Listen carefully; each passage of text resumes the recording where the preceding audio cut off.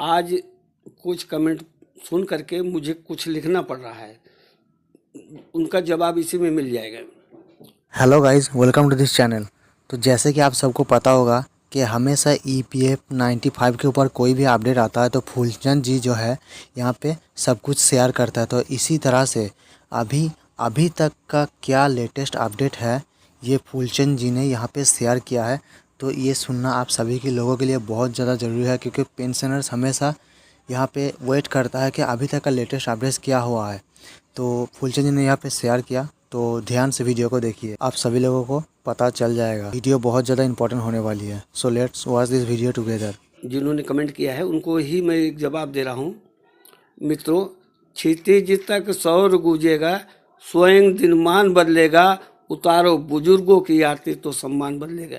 मित्रों, मेरे कहने का मतलब यह है, यही भारत देश है जहाँ राम और कृष्ण पैदा हुए, हरिश्चंद्र पैदा हुए, जो अपने पूर्वजों के पद चिन्हों पर चल करके संघर्ष किया और उनकी गौरव गाथा इतिहास के पन्ने में दर्ज हो गई। आज हम अनुकरण भी करते हैं, उन्हीं पद चिन्हों पर चलने की कोशिश करते हैं। आज हमारे लिए जो आदर्श हैं ये बुजुर्ग EPS 95 पेंशनर्स, जिनकी डिमांड है जो आप जानते हैं मात्र 7,500 रुपये हो जाना चाहिए, प्लस DA हो जाना चाहिए, प्लस पत्नी का इलाज होना चाहिए। एक वो भी सरकार थी कि आप जब सेवानिवृत्त होते थे तो आपकी वेतन जितना होता था उसका आधा पेंशन मिला करती थी। आज ये सरकार तारीख पे तारीख, आश्वासन पे आश्वासन, विश्वास भरोसा पर दगा। जैसे कि मैंने कहा कि लोग धोखा करते हैं, विश्वास तोड़ते हैं, संबंध तोड़ते हैं, दिल तोड़ते हैं। इस तरह से तोड़ देने की एक रिवायत, परंपरा जैसे हो गई है।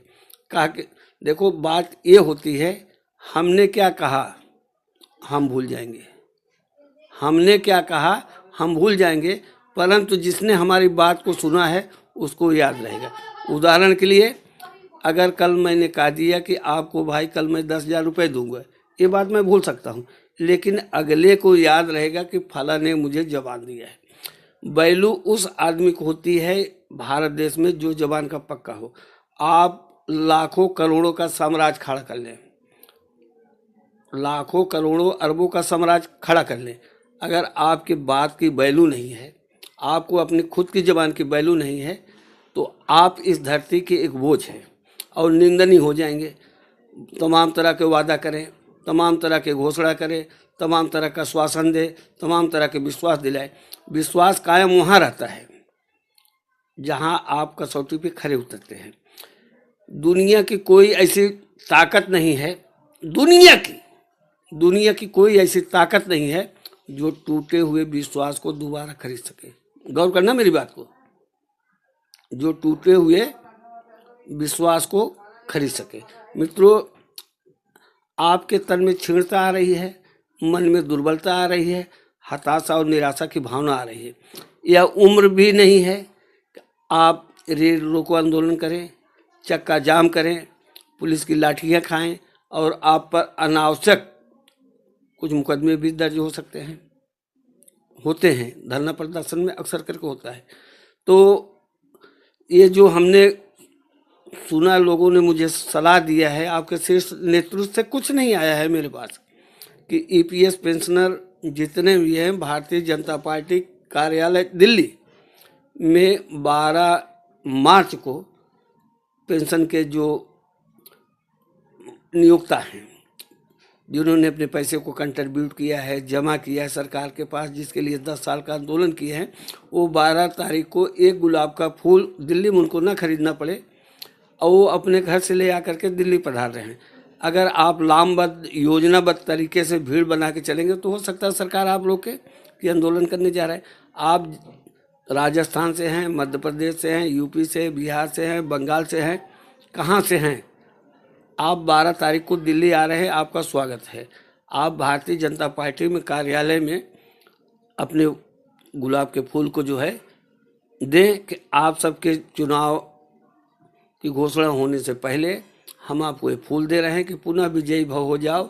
आपने हमारे EPS 95 को जो पेंशन बढ़ोतरी की मांग थी, काम तो किया नहीं, अब आपको युद्ध भी नहीं लड़ेगा। लड़ना पड़ा, बात को भी दोबारा रखने का मौका पड़ गया। इसके लिए आपको परमिशन लेने के लिए कि एक धरना प्रदर्शन, एक प्रोटेस्ट करने के लिए कि आपको परमिशन की ज़रूरत पड़ती है, उसकी भी ज़रूरत नहीं पड़ी। आराम से, सादगी से, इसलिए कि एक उम्र में आदमी सरलता का रूप धारण कर लेता है और सरल व्यवहार उसका हो जाता है। लेकिन विडम्बना यहाँ ये उपस्थित हो जाती है कि बिना पैसे के आप करेंगे क्या? आपको दूर से आने की किराया भी लगेगा, रास्ते के खर्चे होंगे, एक दिन रुकना होगा। सभी के सगे संबंधी दिल्ली, नोएडा, हरियाणा, गुड़गांव में तो रहते नहीं हैं। कुछ को रहते हैं जो ये मान चलते हैं कि चलिए हम उनसे मिल करके भी आएंगे और अपना काम करके आएंगे।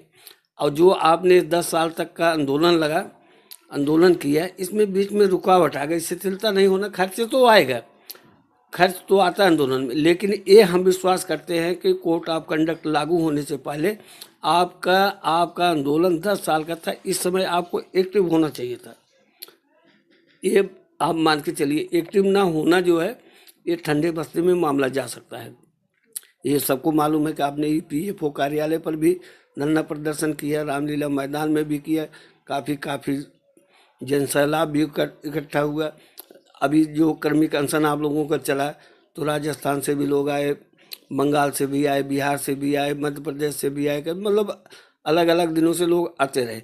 लेकिन जो आपने स्थगित कर दिए, शायद है कि इससे आपका आंदोलन जो है थोड़ा कमज़ोर पड़ा।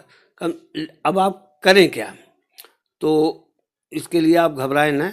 जो आपकी ये प्लानिंग है कि 12 मार्च को एक गुलाब का फूल, चाहे आप रास्ते में ले लें, चाहे आप घर से लेके आए, चाहे फूल मुरझाया हो क्यों ना हो, इसी बहाने आपको भारतीय जनता पार्टी कार्यालय देखने को भी मिल जाएगा, या आपका जो है आंदोलन भी हो जाएगा। ये होगा कि आंदोलन ख़त्म नहीं हुआ, प्रदर्शन ख़त्म नहीं हुआ, हमारी डिमांड ख़त्म नहीं हुई, अब भी हम जो है उसी राह पे हैं। कितनी विडम्बना की बात है, दर्द भरी बात यह है कि इतने दिन आंदोलन चलते EPS पेंशनर, आपको ये मालूम है कि एक EPS पेंशनर जो है EPFO कार्यालय में आत्महत्या की, पूरा आत्मदाह की है। बाद में जो है उसके घर वालों को बुला करके पेंशन भी हिसाब किया गया है।